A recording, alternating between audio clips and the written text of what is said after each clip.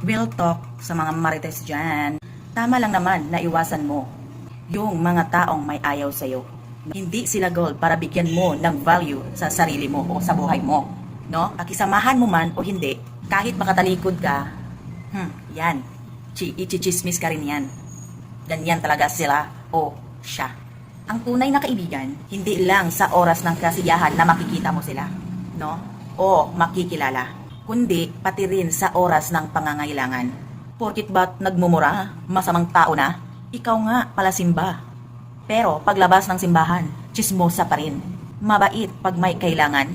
Traitor rin naman kapag nakatalikod ka at sisiraan ka rin sa mga taong walang alam. At ito lang ang masasabi ko, huwag kang mapagmataas at huwag kang magsalita ng patapos. Kung kakainin mo lang din naman yung pinagsasabi mo sa kapwa mo. Gets mo?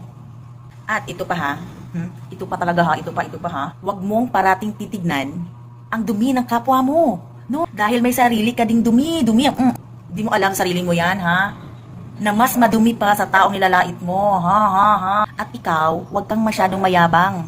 Kung anong meron ka ngayon, alam mo ba yun?